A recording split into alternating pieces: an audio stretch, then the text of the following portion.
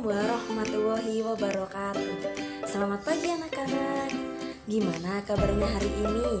Semoga kalian semua dalam keadaan sehat, kuat, dan semangat. Sebelum kita memulai pembelajaran hari ini, alangkah baiknya kita bersama-sama membaca bacaan basmalah ya. Bismillahirrohmanirrohim. Dalam kondisi seperti ini, jangan lupa untuk melaksanakan 3M. Apa sih 3M itu? Yang pertama, memakai masker. Yang kedua, mencuci tangan. Dan yang ketiga, yakni menjaga jarak. Pada masa pandemi seperti ini, kalian pasti di rumah saja kan? Nah, biasanya kalian melakukan kegiatan apa? Ada yang menonton TV, ada yang membantu orang tua, dan ada juga yang membaca buku. Ada yang pernah membaca buku dongeng? Atau ada yang pernah dibacakan cerita dongeng oleh ayah atau ibundanya?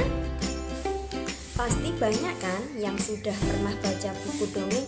Apa saja sih contoh buku dongeng? Ada kelinci dan kura-kura, ada telur emas, ada malin kundang, dan banyak lagi. Nah, pada kesempatan kali ini kita akan belajar bersama terkait dengan dongeng. Sudah siap belajar? Nah, yuk mari belajar. Gimana, sudah siap belajar hari ini? Nah, yuk langsung saja kita belajar hari ini. Pembelajaran hari ini tema 2, subtema 1, kelas 3. Tujuan pembelajaran hari ini, siswa mampu menguraikan pesan yang terkandung dalam dongeng, baik dalam bentuk lisan maupun tulisan. Siswa mampu mempraktikkan pesan moral yang terkandung dalam sebuah cerita dongeng. Lalu, kira-kira apa itu dongeng?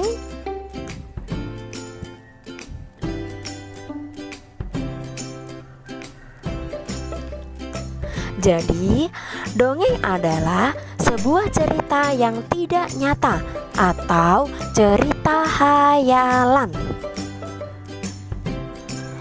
Tokoh yang ada dalam dongeng itu ada 3. Apa saja sih? Yang pertama hewan, yang kedua manusia, dan yang terakhir adalah tumbuhan.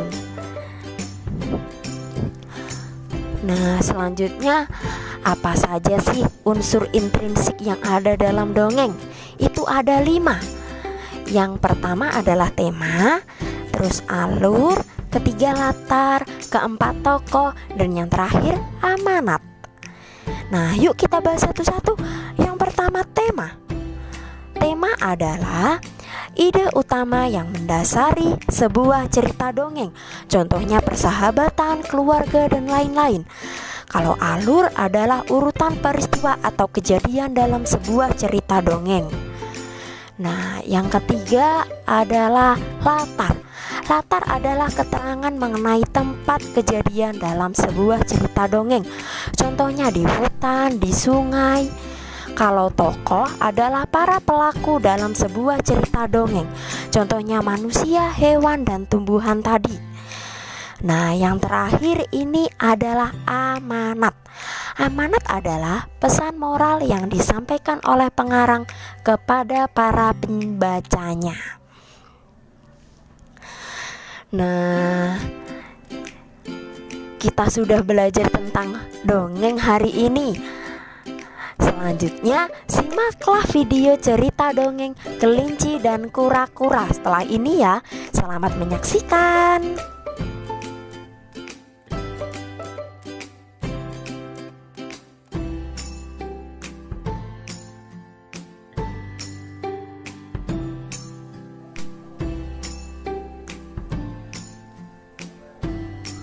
Dahulu kala, hiduplah seekor kelinci yang terkenal dengan kesombongannya. Lalu, ada seekor kura-kura yang selalu diejeknya lamban dan bodoh. Lalu kura-kura menantang si kelinci untuk lomba lari. Sebenarnya kura-kura tak ingin berurusan dengan kelinci. Tapi si kura-kura ingin memberinya sedikit pelajaran. "Hei kura-kura, maukah kau lomba lari denganku?" tanya kura-kura. "Oke," jawab kelinci dengan percaya diri pasti bisa memenangkan tantangan tersebut. Ia berpikir bagaimana kura-kura yang super lambat itu bisa mengalahkannya. Kemudian mereka bersepakat jalur mana yang akan dijadikan ajang perlombaan tersebut. Pertandingan kelinci dan kura-kura mengundang penasaran dari hewan-hewan yang lain. Mereka semua juga ingin menyaksikan bagaimana kura-kura akan mengalahkan kelinci. Semua hewan yang menyaksikan memberikan dukungannya kepada kura-kura karena mereka tak menyukai sifat kelinci yang sombong. Lalu seekor kera ditunjuk sebagai wasit untuk mengawasi jalannya pertandingan tersebut. Saat pertandingan baru dimulai, kelinci pun melesat jauh meninggalkan kura-kura. Kura-kura tak ingin menyerah. Dia tetap berusaha sekuat tenaga untuk menambah kecepatan larinya. Namun, si kelinci merasa kura-kura masih tertinggal jauh di belakangnya. Karena itu, di tengah-tengah waktu perlombaan, si kelinci memutuskan untuk istirahat dan kelinci pun tertidur. Ketika kelinci terbangun, ia sangat kaget karena kura-kura telah sampai di garis finish.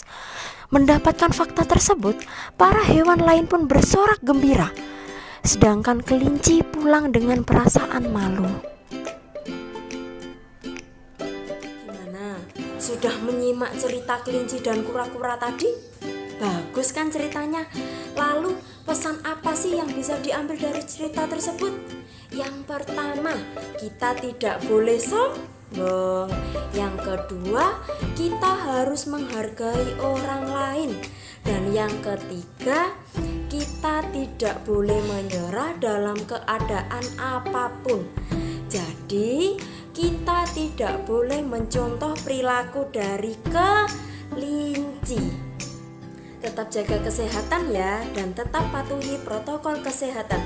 Dan jangan lupa untuk melaksanakan 3M agar kita semua terhindar dari jangkauan virus corona atau virus COVID-19.